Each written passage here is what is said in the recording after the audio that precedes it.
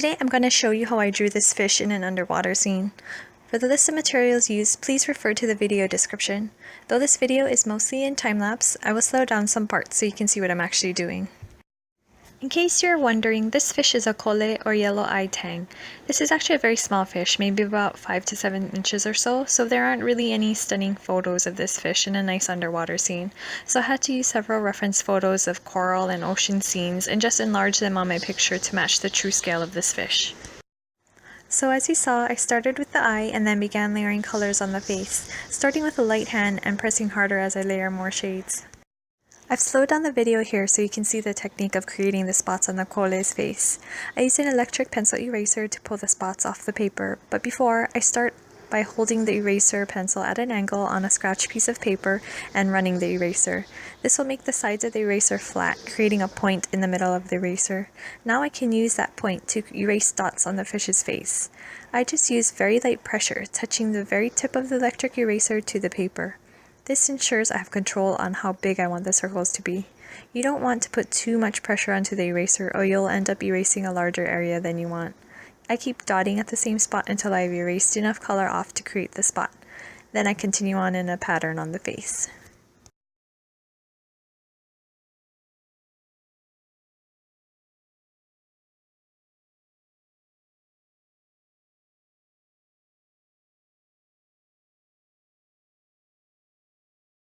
The spots I just pulled were somewhat of an experiment to see if I would be able to achieve the look I needed before continuing on and coloring the rest of the face and body. Ideally, the spots and fine details should be added last once you have all your shading and colors completed. I continue on coloring the rest of the body, shading lightly with a light lavender type color and building up layers with different colors. I work on the dorsal fin, adding the yellow edge, then adding the dark grape color pattern of the spines. I did have some issues with making the details of the spines and stripes as there were intricate patterns. I'm constantly checking my reference photo to make sure I'm capturing the right angles and the patterns correctly.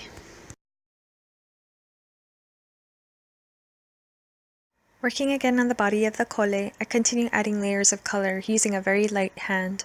The different colors may not necessarily go all over the body, but in specific areas to show depth or reflection. Once I'm done with a few layers, I burnish by pressing hard with a light gray color. I go back in and add some yellow on the bottom and other areas as needed. Then I take the dark grape color and add stripes on the body. Once again, always checking my reference photo for accuracy.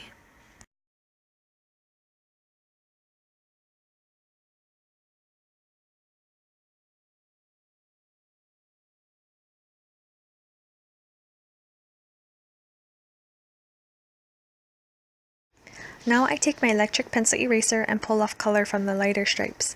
I try to keep a steady hand and stay in the lines.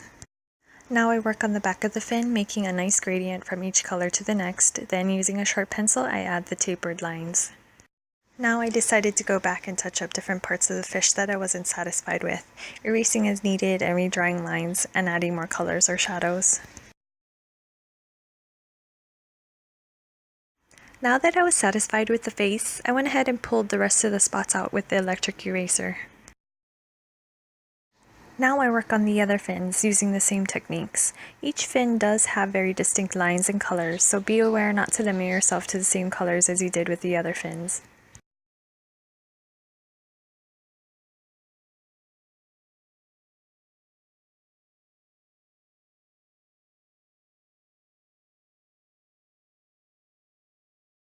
Now I'm going back through the fish and touching up the colors and shading, adding more depth by adding more colors for shadows and highlights. Even though the fish has somewhat uniform patterns, each stripe or marking may have different colors and shades on to create the illusion of the fish's shape. Now I work on the first group of coral at the top. Sorry, I obviously wasn't paying attention to the camera angle here before I started. So anyway, I start with the cream color to outline each branch of coral. I'm not even sure if that's what you call it. Branch, phalanges, those pieces, I guess, individual pieces of coral. And then I go in with different darker shades of yellow and browns to add shadows. Then I take the electric pencil eraser to pull out bumps. Then I go back in and add shadows around the bumps.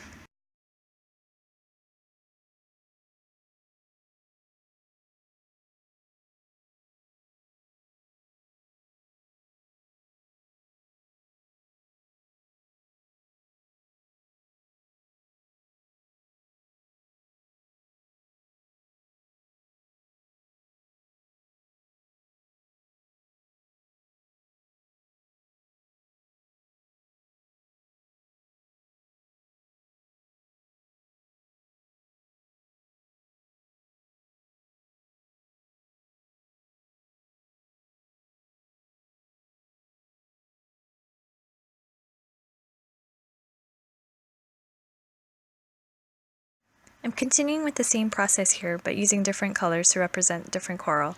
I also make sure that the new set of coral is slightly different looking as well.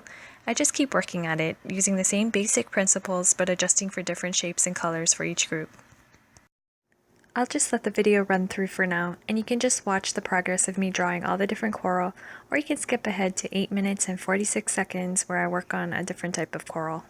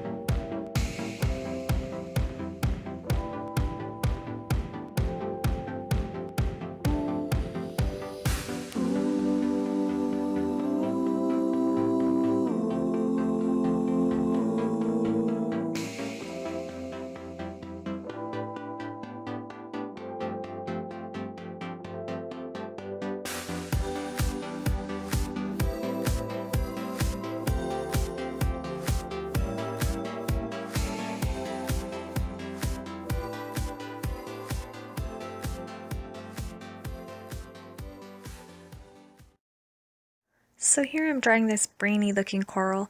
You may have noticed I drew it out earlier but wasn't satisfied, so I had to erase and start over.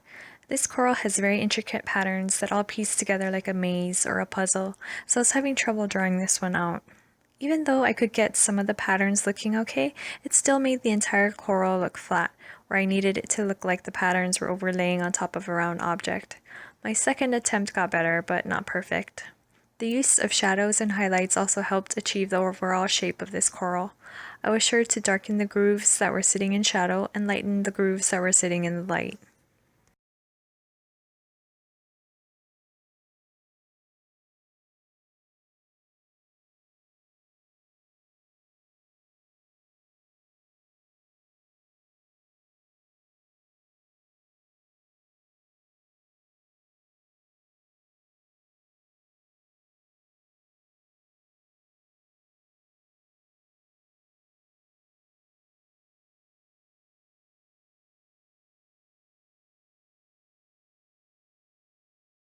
Here I added another kole and made him less detailed since he's supposed to be in the background.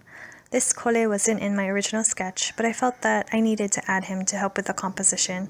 The main kole in the foreground was purposely placed to the side of the big group of coral to help fill the empty space of water. And I angled him upwards to balance the angle of the main group of coral on the other side. However, I still felt the main kole was drawing our attention away from the piece because he was looking outwards and was more on the side. I decided to add another kole above his head just to have this one facing downward towards the group of coral to draw the attention back to the center of the drawing. I think it helped to balance out the composition a bit more. I'll let the video run through again as I finish up the coral. You'll notice as I work on the coral that move more into the background, the colors begin to get more muted and blue and will lose a lot of detail. This helps create the illusion of distance underwater.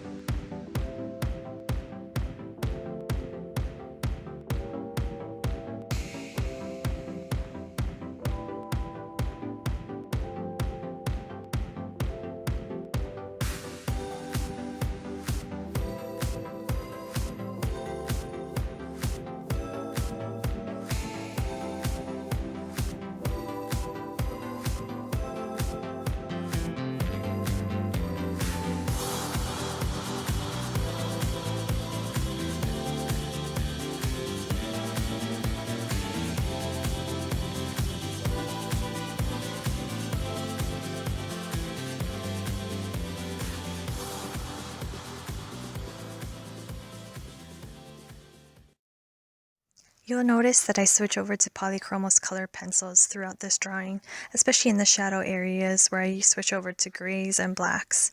This is because these pencils layer much better over all the wax buildup that I created with all the layering. Plus, these pencils are great for better, finer detail. You'll notice on the kole fish in the foreground and the background that the stripes are a little bit skippy looking because of all the wax buildup that I used with the Prismacolors. Unfortunately, I didn't really have a good alternative color in the Polychromos to use for these finer details. However, if I did have these colors in Polychromos, the lines would have come out much sharper and nicer.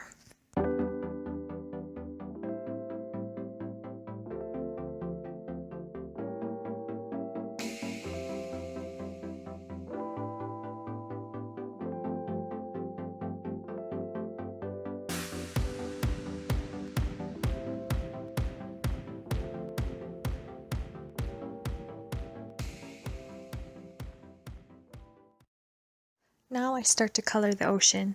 I'm starting at the bottom of the ocean, so I use a darker shade of blue and begin coloring using horizontal strokes with a light hand. Then I take a lighter greenish blue color and burnish over the dark blue. I also draw some sunlight rays at the top. I was actually having a hard time achieving the rays of sun peeking through the water, so I ended up scratching this idea because I was afraid I would ruin the entire piece. So instead, I start to color over all of the rays that I was trying to draw, and I take a darker shade of blue and start to draw the shadows of the waves. I'm trying to get the look of the top of the waves from this perspective underwater.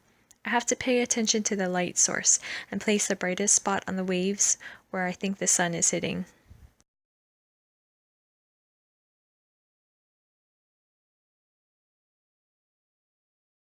Now that the ocean is all filled in, I can see that I need to add blue into the coral in the foreground.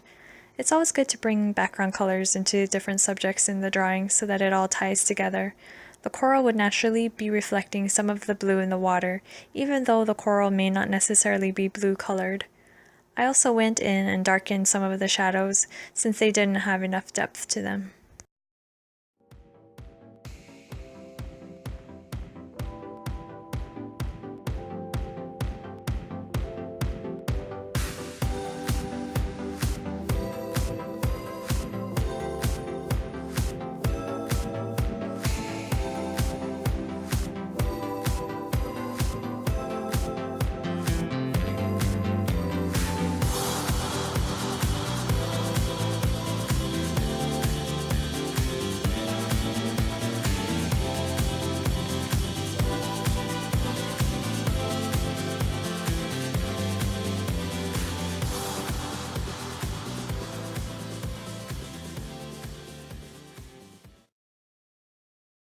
So here is the finished piece.